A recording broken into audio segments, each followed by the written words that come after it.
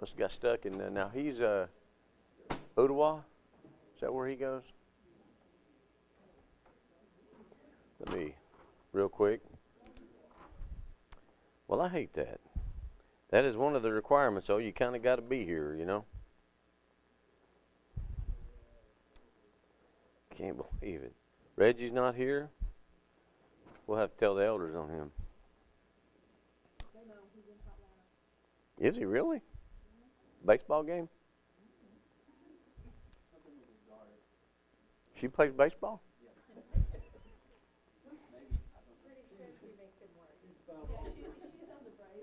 There you go. Well, that's done. I tell you what, why don't we go ahead and, y'all got a piece of paper, I guess, with maps on it? Blank? Okay. Why don't we go ahead and take, yeah, why not? You see number label 15 there. Go ahead and put your name on it, please. And do you see the first page there, chapter 1, label 15? Just for kicks, let's take about 2 minutes and put everything that you know, all the geographical points that you know on that piece of paper. 2 minutes. That you know, yes. Don't worry about the one below it.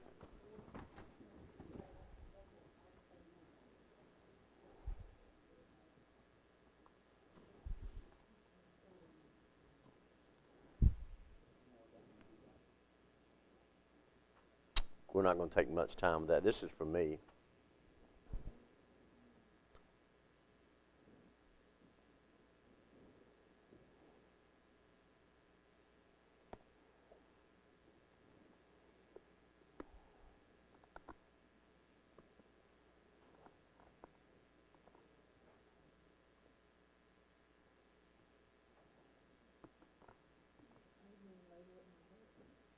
What's that, huh?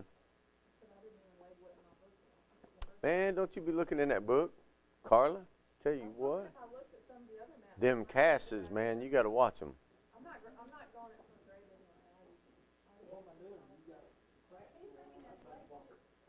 anyway. You wouldn't hurt anything. What? Who would do that? Who would do that?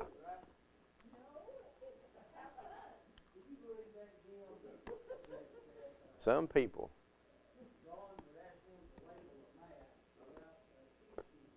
Now listen, we haven't studied that one big time. This is more for me than it is you. The next page, though, however.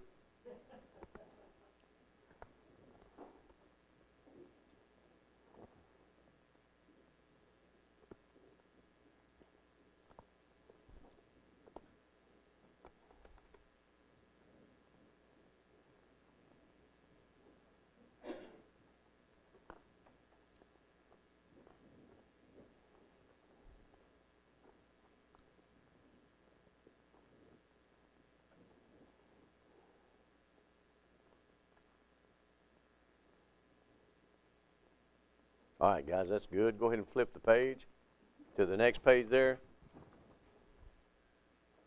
I need you to go ahead and write in where Lake Eula is.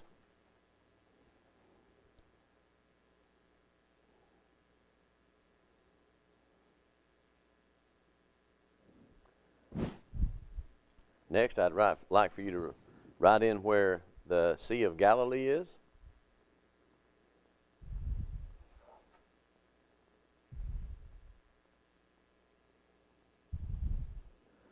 Show me where the Jordan River is.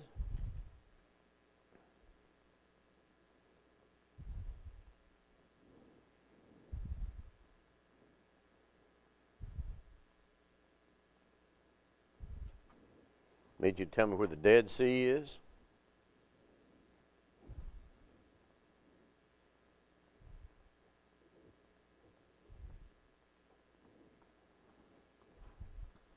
Next, let's go with the Mediterranean.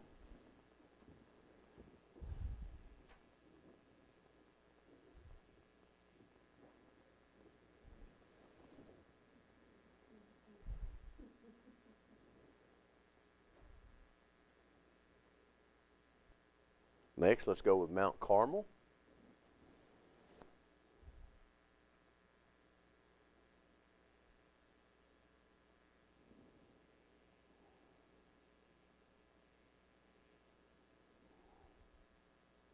Next, if you would, indicate with a star, and then put out beside it the name, as close as you can now. Jerusalem.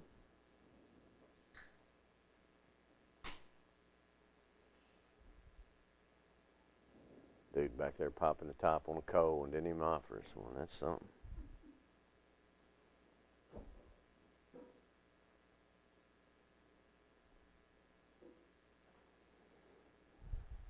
Okay, then. We'll just make this extra credit, if you will. Try to show me with two circles, as close as you can, where you think or where you remember Sodom and Gomorrah being in it. We don't really know where they are, so just for kicks, do you remember where on your map it's believed they may have been? Now, don't leave here with this, okay?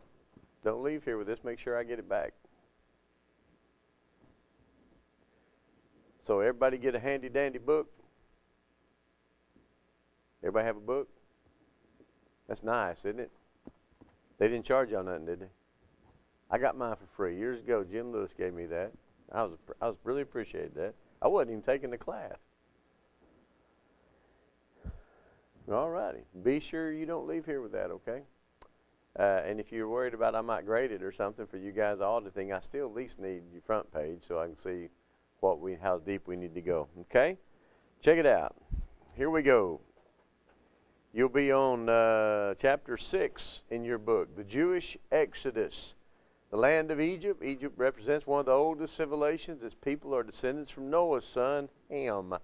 The nation touches the Mediterranean and is nestled in the Nile River Valley. Notice the Nile, if it wasn't for the Nile, Egypt would be just like a wasteland, a desert, because of the climate and so forth. So it is often called the gift of the Nile. The Nile River is the longest river in the world by 100 miles. Remember what number 2 was? Amazon. Yeah, and I'm not talking about the place where you order all your stuff. Isn't that amazing? I don't know about y'all. I never thought I was totally anti-Amazon. But now I'm like all about it. I just think of something, I just get on it and order it, you know. Isn't that amazing? Oh, well.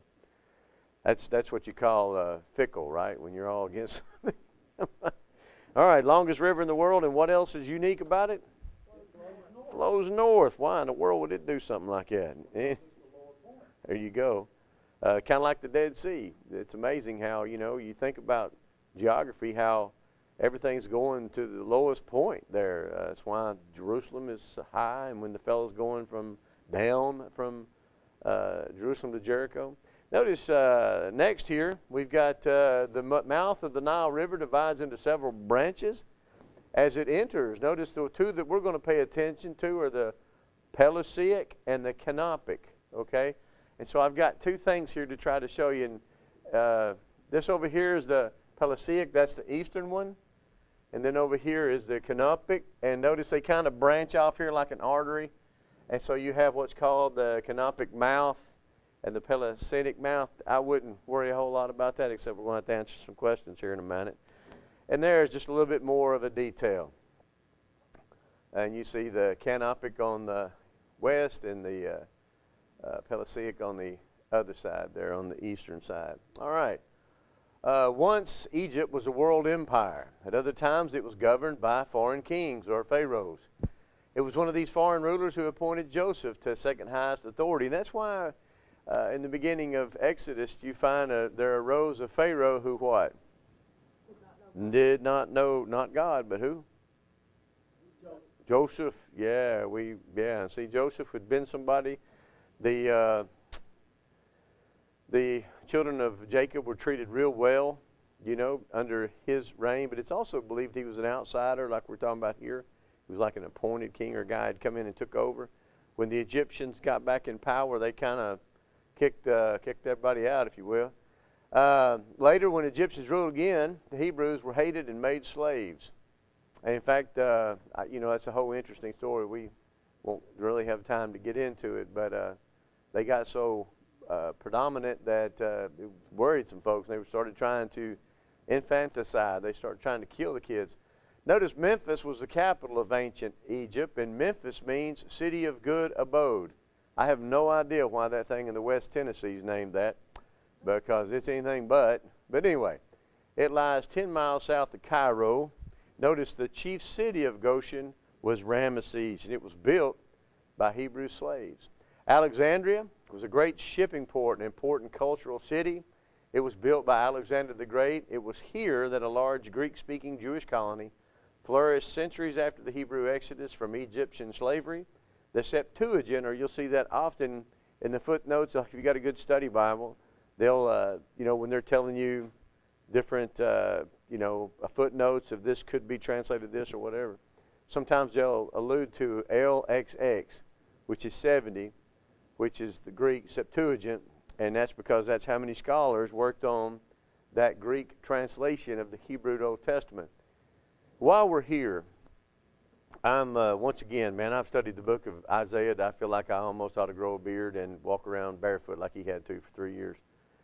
But one of the things that you'll find as people get smarter and smarter is that scholars try to tell you that Isaiah didn't write Isaiah, and which is just terrible.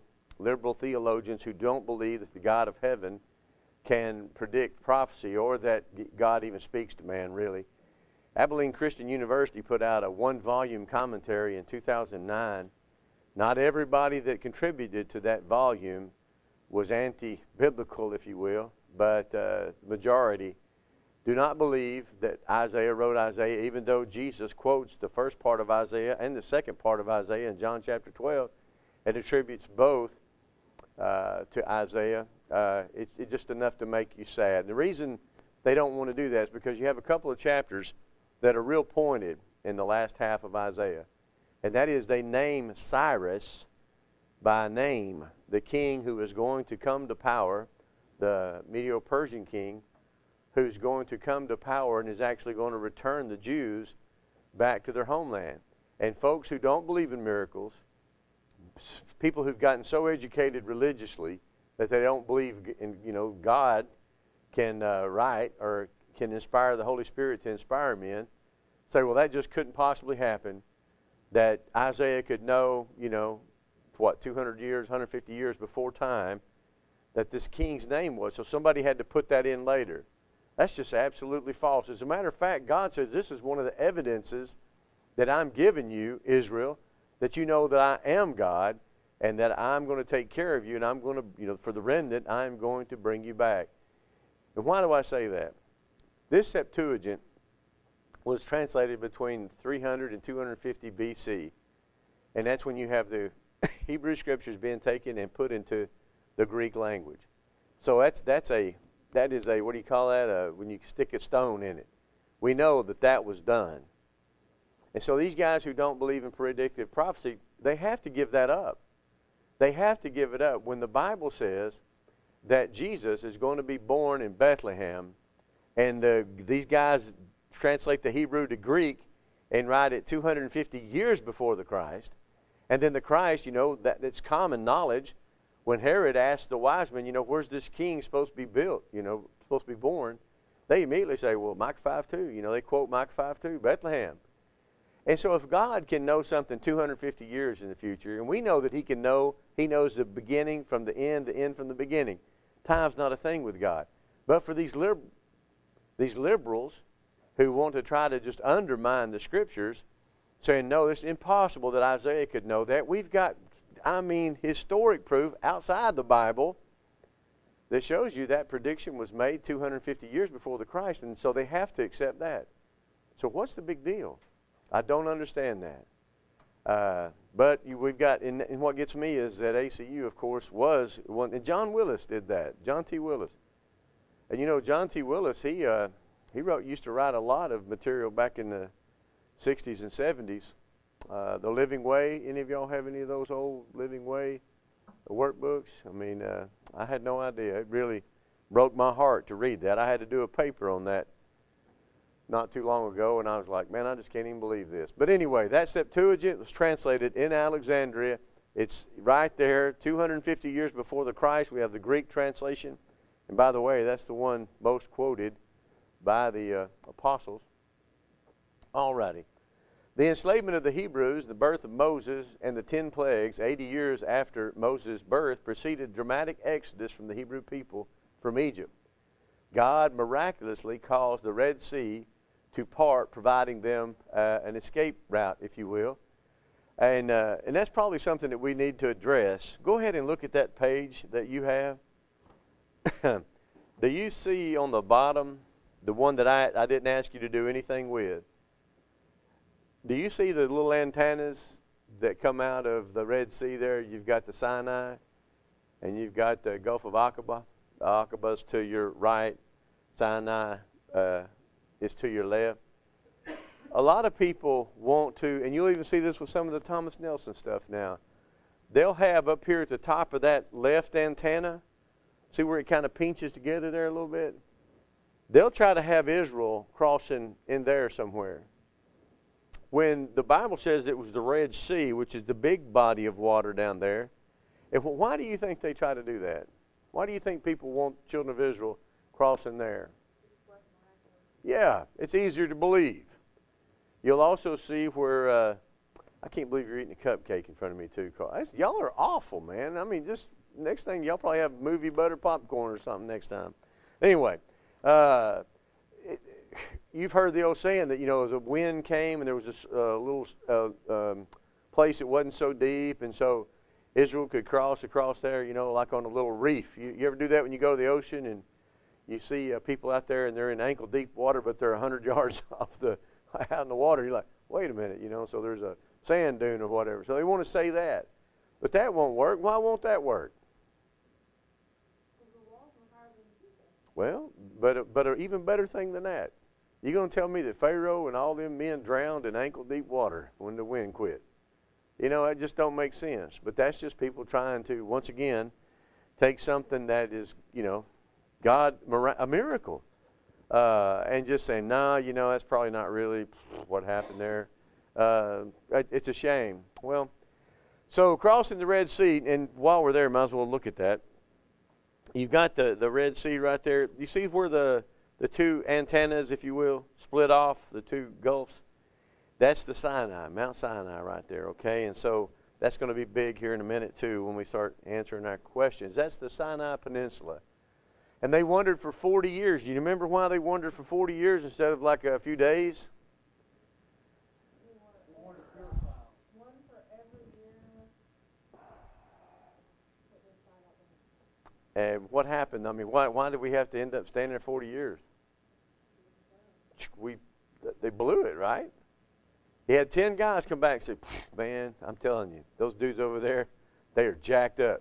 They weight train. We ain't nothing but little grasshoppers, and we're nothing compared to them. And you remember the two fellas that spoke out and said, we're well able to overcome it. Joshua and Caleb. You don't remember them other 10 guys' names, do you? No, I had to memorize those one time. I can't remember the single one. Because they were wimps. They didn't believe in the God of the Bible who was going to fight for them. And, it's a real shame because, just like Amber said, they were going to have to spend a year for every, day that they had messed up. So you're going to have 40 years. And who are the only people that live through that?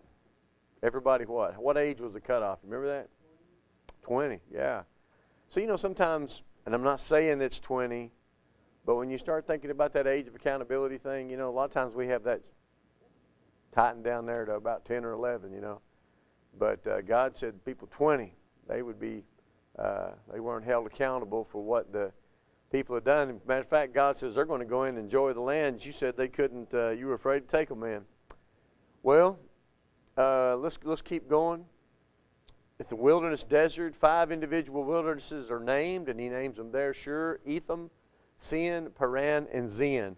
I always get Sin and Zin mixed up, but I wouldn't, you can always look it up. Don't worry about it. There is little water or vegetation. It is a wilderness. The most important single mountain in the Sinai Peninsula was Mount Sinai. Moses twice received the 10 Commandments. How come he had to get them twice? He broke the first set. Yeah, he broke the first set, didn't he? And so at the foot of the mountain, the children of Israel had made a golden calf and worshipped it. They angered both Moses and God. And the exact site of Mount Sinai is unknown. And there's three that people try to say, well, this is probably the one. And why do you think we don't know where that is? You think there's a reason? If we knew the exact place, what do you think it'd be? It'd be a tourist mecca, wouldn't it? Yeah, there'd be people there trying to offer up their children. I think that's got a lot to do with it. Notice, Moses had lived on the Sinai Peninsula for 40 years in a self-imposed exile after fleeing Egypt when he had killed a taskmaster. The Amalekites also lived there and once fought with the nation of Israel. The nation of Edom, descendants of Esau, occupied the land southwest of the Dead Sea to the Gulf of Aqaba, and we're not allowed to fight them, you remember? And that's because, why did God not want Israel fighting them? They were kin, right? Remember? Kin in a special way, real kin, really. You got Jacob's brother. His name was Esau. Yeah, and that's his descendants there, so they weren't allowed. They're called the Edomites. And so Israel was not allowed to fight Edom. And so they went around them and came up on the other side, the east side of the Dead Sea. And so they're going to have to fight a couple of nations there. But notice, this route did not result in confrontation between Hebrews and Amorites and the Moabites. Arriving on the east side of Canaan, 2.5 tribes decided to settle there. So, wish I'd had you make one more of these. But I tell you what, let's just go ahead and use the one we got. I'll actually bring this back to you next week. Take out that big map you've got there. Okay? And this is just a good tool. Okay? It's a good training exercise. And I believe in our book here, let me make sure. I was looking at it earlier, because I thought it was kind of in a peculiar place. Okay, go to page 15, if you will. Okay? Page 15 in your book, and keep out your map that you filled out, okay?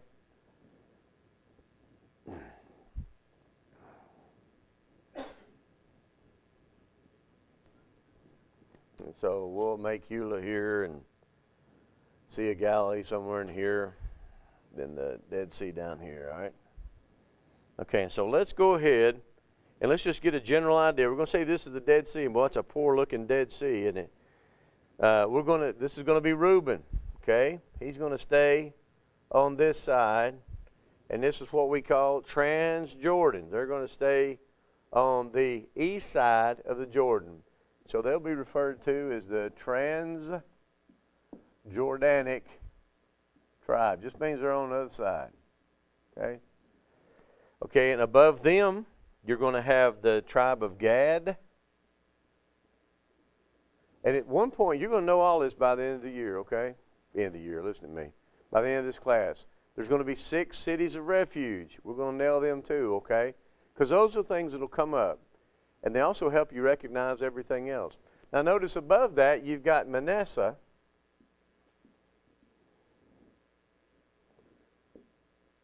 But you've got 2 Manassehs. Don't let that confuse you too bad.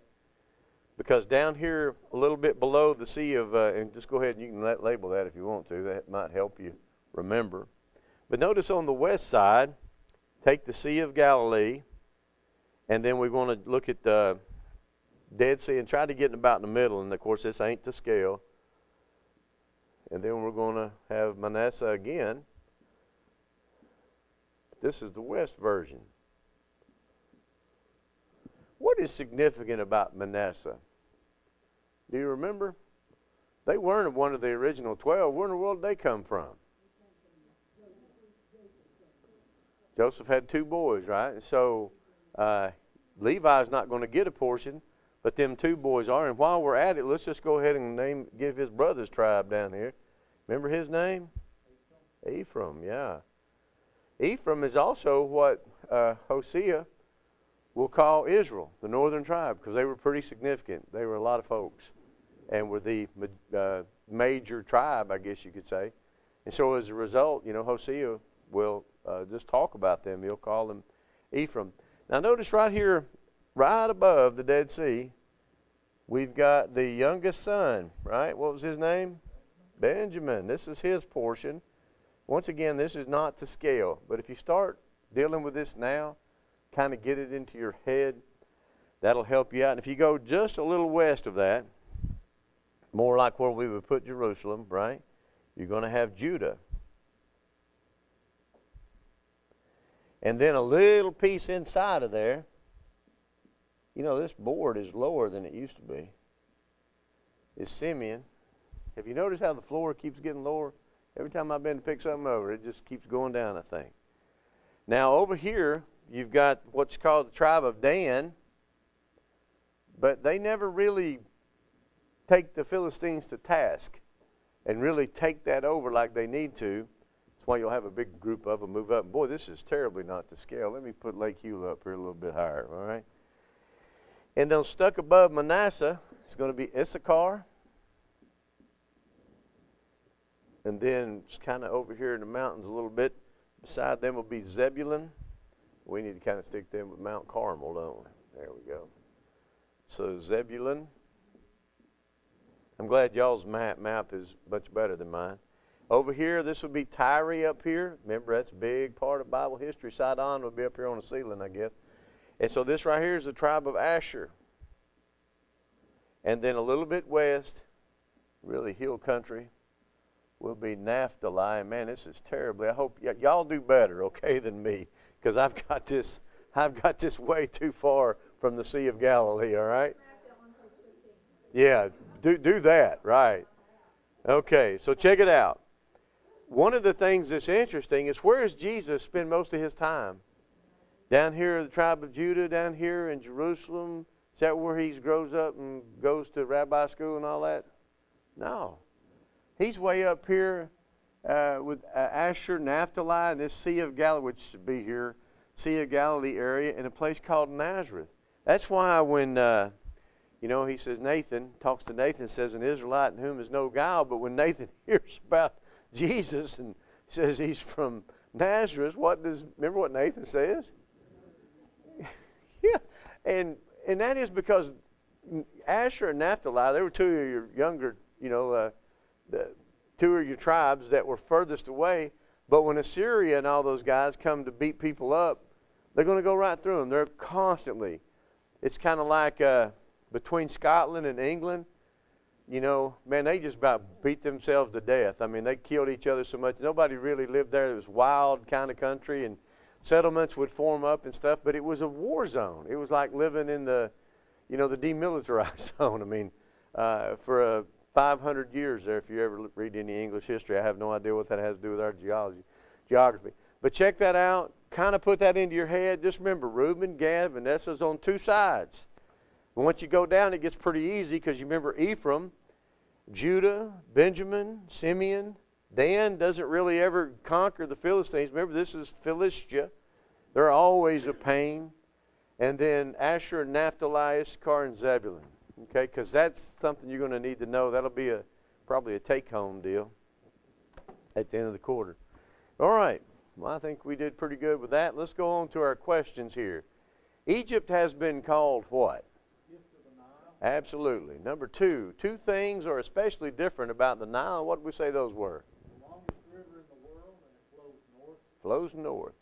Okay, the Nile River has two main branches, which is, up until started doing this, I had no idea what they were. Do you remember the name of them? Pulseic, yeah, and the Canopic, I think's how you'd pronounce that. Okay, what is a delta? Well, that's true. Yeah. It's a deposit of soil, isn't it? It's where a river empties out. If you ever get a chance to see where that happens, like for Mississippi or something, U.S. Corps Army engineers are always going to be there doing what? Dredging. Yeah, well, but they're going to be dredging it. Why is that? You've got soil from Ohio and stuff flowing down to Mississippi there. And so they're dredging that so the big ships can get in, river boats and stuff. That's just the nature of a delta. That was always my favorite part of y'all ever go to the Tennessee Aquarium anymore? Man, we tore that place up when my kids were little. I probably hadn't been and couldn't tell you. But I always liked the delta area, All right, what was Egyptian writing called? Hieroglyphics. Okay, and what is the ancient Egyptians best remembered? Oh, really? Walk like the Egyptian. There you go, the pyramids. Name the capital of ancient Egypt.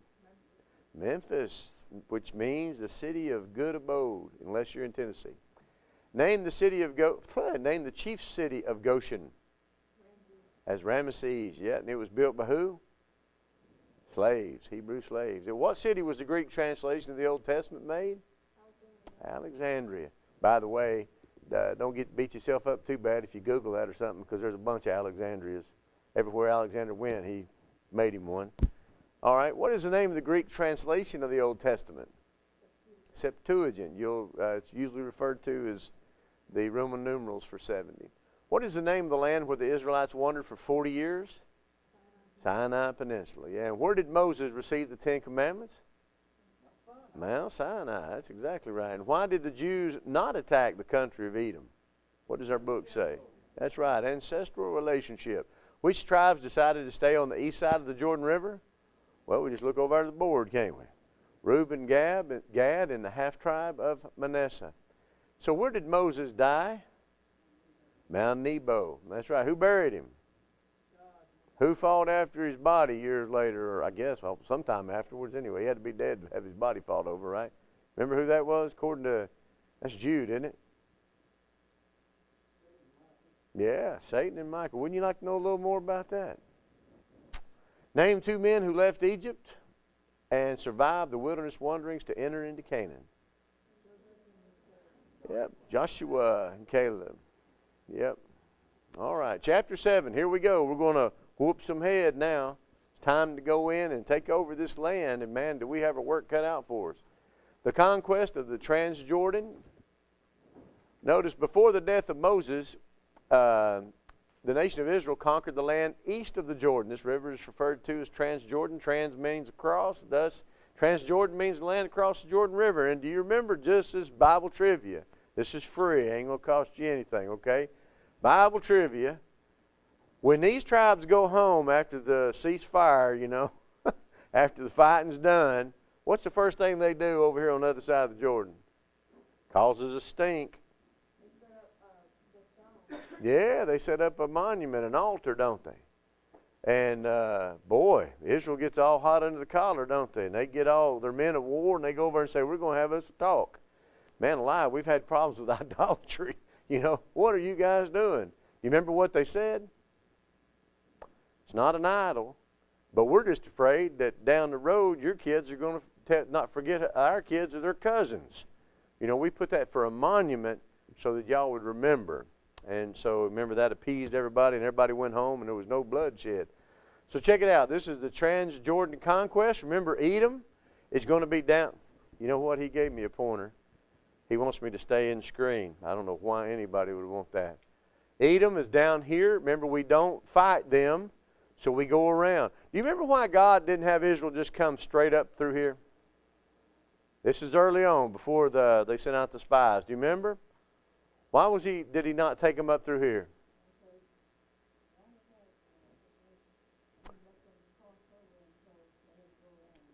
Well, do you remember why he didn't want them to go ahead and go in there? Well, no, it had been war.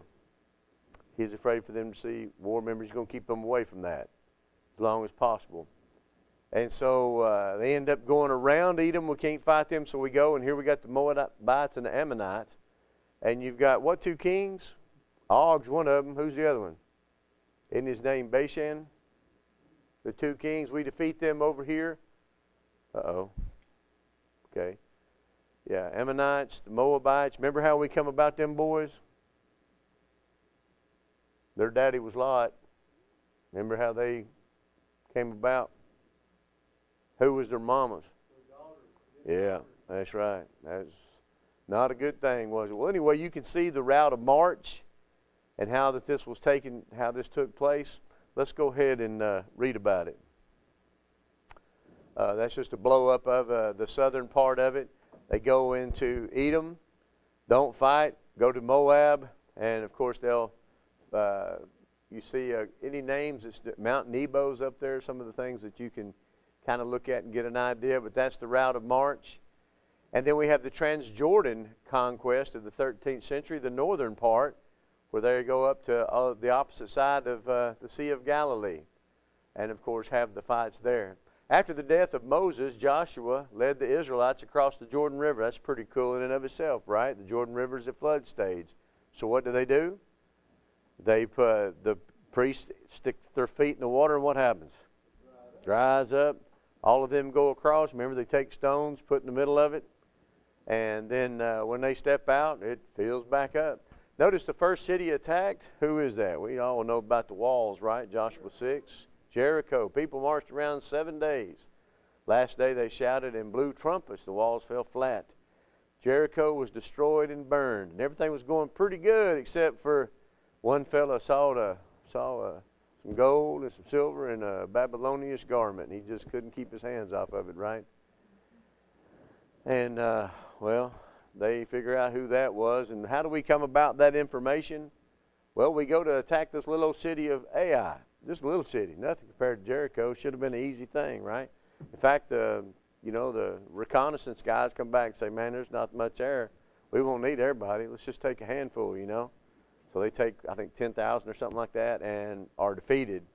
And so you remember Joshua, what does he do? What was a sign of mourning? What was a sign of being upset? What did Joshua do? He tore his clothes. That's exactly right. He fell down, and remember what God said? Get up. There's sin in the camp. Because Joshua was thinking that God's brought them out there, and now everybody's going to know that they can't whoop everybody, and they're all going to die. And he says, get up. There's sin in the camp. You take care of that, and things are going to be okay. And notice, after this battle at Ai, representatives from the city of Gibeon. Well, now the bad thing about Gibeon, of course, Jerusalem's not a thing yet, right? Okay, so you got to cut them some slack. So they're coming across here and fighting Jericho and Ai, and so you got this huge group. Well, Gibeonites, they're just right over here. They're 6 miles north of Jerusalem, and they realize, man, hey, listen, when you hear what Rahab has to say about Israel, boy, brethren, there's something about talking. There's something about telling people things. There's something about preaching the gospel. There's something about the news travels. Here you have a harlot inside of Jericho who can basically about tell you the history of Israel for the last 40 years.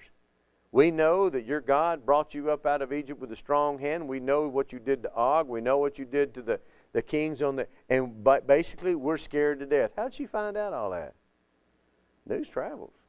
People know things. People hear things. And they talk about it. And so these Gibeonites, they know what's coming. And so what do? They find them some moldy bread, some wore-out shoes, some wore-out clothes, and they trick the leaders of Israel, don't they?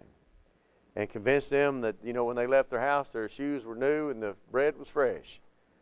But anyway, after the lie discovered, all these towns around Gibeon are mad because they'd made an alliance with them. They want them to help them fight Israel. And so they start attacking Gibeon. And you remember the Gibeonites send to Israel and say, hey, look, you made a covenant with us, and we're in a pretty big mess here. We need your help. And, of course, Joshua does that. Why do you think Joshua did that? Why do you think Joshua did that? Well, let's look at the obvious. They'd made a covenant with them, right? But what's another reason? What about those tribes around there that were attacking Gibeon? They're going to have to fight them anyhow, right? Might as well get them all in one place and whoop them there, right? I think that's a pretty good plan myself. Anyway, you can see here is, well, I wish I could see better. There is where we camp out, a place called Gilgal. Remember, that's where everybody's circumcised again. Then we attack Jericho, and from Jericho, you'll see it's just a small piece right over to Ai, where we run into some trouble. And so the first city attack, Jericho. City of Jericho is about 16 miles east of Jerusalem, about 800 feet below sea level. Jerusalem is on the mountain 2,500 feet above sea level, so that's a pretty good drop. Next city attacked, of course, was Ai, and it's over just a little bit west of where we see Gilgal and Jericho. And so we attacked that, and then we have these representatives from Gibeon, and it's over, and you can't really see the Star of Jerusalem, but Jerusalem's right under that red circle there, indicating where Gibeonites are from. Notice even when the cities of Canaan joined to fight Joshua and his people, God permitted the people of God to win. Joshua led his army against the southern cities, and of course, you know, Eglon and Hebron's going to be big, right? Who is the famous person from Hebron? Oh, you read so much about him in the Bible. He's next to Moses as far as much as information. Who's that? Nope, keep going.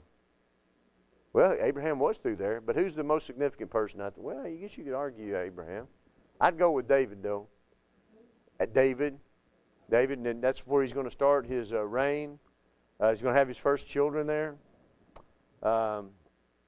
First sons, anyway. And so let's go ahead. Northern cities also banded together to resist the oncoming people of God. They too were defeated. Not all the inhabitants of Canaan were defeated, though. They didn't run them all out like they should. As a matter of fact, the Philistines were so tough that the tribe of Dan was given the land still occupied by the Philistines. And for this reason, some people from the tribe of Dan looked for other places. And we read about one of the cities being built at the end of the book of Judges. One of the wow. You know, you read the book of Judges and you see this is God's people, and it goes sideways. It goes sideways fast, brethren. If we think the church is immune to that kind of thing, we're wrong. Matter of fact, we can just look back at our own history in the last 150 years and see how things have gone sideways on multiple occasions. That's why it's important. I'm so happy to see Micah and Josh and some of the younger people in here, you know, because every generation of the Lord's church has to be able to defend it, has to be able to rise up and stop the mouths of the gainsayers, that's for sure. Well, anyway, we'll find ourselves looking like the end of the book of Judges. Notice this area here, that's where your Philistines are going to hang out. You've got Tyre and all that will be up here above Mount Carmel. These are all your Philistines, your Phoenicians. And so Dan just doesn't really have much luck with that. The northern campaign, we can see where all the battles took place. God commanded Israel to conquer the people of Canaan because they were wicked. They did not believe in God or worship God. And if God had allowed the heathen people to remain in the land, their bad influence on Israel would have led God's people to sin too. Do you ever have a chance and you want to see just some really wickedness and why it was so important that Israel eradicate that bunch? Just read Leviticus 18. And notice all the sins that are listed there. And God just basically says, look, Israel, this is what they're doing. If you do this when you get there, the land's going to vomit you out. In other words, I'm going to get rid of you too. And unfortunately, that's what has to take place with Israel. Notice Israel failed to do what God commanded them, especially in three areas. Not killing all the wicked heathen. Number 2, worshiping idols. And number 3, allowing their children to marry the wicked people. And that's a problem that didn't even get broke in Babylonian captivity. Remember that? They come home, the book of Ezra chapter 9 and 10, those 2 chapters deal with where a whole bunch of the Israelite men come back, or I should say the remnant, you know, what's left, come back from Babylonian captivity, and they marry, they fall into the same problems that Israel had before as far as strange women. And not strange in the fact they, you know, the fact that they weren't servants of God, they were from the land about them. And God's trying to, the influence is heavy. We can just look at Solomon and see how his wife turned his heart away from the God of heaven. You can look at, you know, the story of Balaam and Balak. You know, Balaam doesn't curse Israel, but he does the next best thing. He tells Balak how to get to them. And what is that? You can get to their men through your women, king. You go down there and you invite them to all those, what would you call them, religious orgies. And those men will go for it. They'll go for it and they'll love every minute of it. And you remember what happened at Baal Peor. And of course we're given that in the New Testament, 1 Corinthians chapter 10. As an example, not to fall after lust as those men, and some 24,000 died. When the land of Canaan was divided among the tribes, there was no place for the tribe of Levi. Why is that? They were God's, right? They weren't going to get an allotment, but they did get 48 cities scattered throughout the tribes. Now, why do you think God would want the Levites scattered throughout all the tribes? Yeah, little leaven, huh? little leaven goes a long way. And so you want that good, that little salt. You know, you want that salt out there to cure. And so he wants his priests out there. And of course, they'd have to go to, you know, Jerusalem to do their thing. But the bottom line is you'd want that kind of influence. You know, you've got people, they know the law. They're supposed to be teaching other people the law. It's a great system. A great system. Notice many years later, the Jews asked for a king. And Saul was chosen by God to be king. Remember that, who's the last prophet? Who anoints the first 2 kings of Israel? Samuel. Yeah, he was the last of what we would call the judges. He anoints the first 2 kings. Who anointed the last king? Nathan, that's right. Many years later, the Jews asked for a king. They get Saul. Following him, you get David. And after that, Solomon. You have with David the beginning of that dynasty that hasn't ended. Jesus is ruling and reigning now. But with the northern kingdom, man, you're going to have dynasty after dynasty. And dynasty, we just mean one family group changes another family group. Because it is the nature of kings to kill everybody kin to them. You know, read about Herod sometime. What's that? You can't take over if you're dead. Oh, I'm hip. Won't be a threat. Yeah, amazing. The name Judah came to represent the southern kingdom. Now remember that. When you do have the dividing of the kingdom, and I always just draw a line a little bit north of the Dead Sea and just draw it all the way across, call this the northern kingdom, this the southern kingdom. Southern kingdom is Rehoboam. He's going to be a son of Solomon. Remember, he listens to the young men and says, you know, we're going to keep taxing you real high and everything. And so what happens? They say, to your tents, O Israel, what have we to do with thee, house of David? And so they just say, forget you, man, we ain't doing that. So they become what's called the northern kingdom. They'll become often referred to as Ephraim. Often their major name would be Israel. And of course, you remember the first thing they do is put a calf. Rehoboam's down here. Jeroboam, first thing he does, puts a calf at Bethel and puts a calf up here at a city of Dan. So you don't have to go anywhere, man. You can worship right here. And it says it became sin to Israel, and every king after that did nothing about that. I think it's amazing that, my time's running out, that here these guys immediately sin. It's there. But the most 2 powerful non-writing prophets, the most miraculous of the prophets, save Moses, what's their names? One of them wore camel hair. Elijah, and what's his replacement? Elisha. Yeah. His 2 most working, miraculous working, powerful prophets. Where do they preach?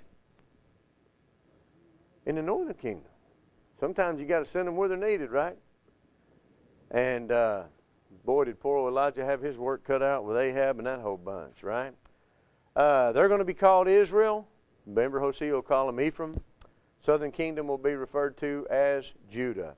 God commanded Israel to conquer all the people. We already talked about that, and I went the wrong way, didn't I? Hundreds of years later, the Roman Empire would rule Canaan and so forth. All right, let's look at our questions real quick. What is the land east of Jordan called? Hit that button a little quick, didn't I? All right. Where did the Israelites camp while attacking the cities of Canaan? Gilgal. Name the first city attacked. Jericho. Oh, yeah. Name the second? Ai. That didn't go so well, did it? Name the city whose people tricked Israel. Gibeonites, that's right. What heathen nation lived on the coastal plain?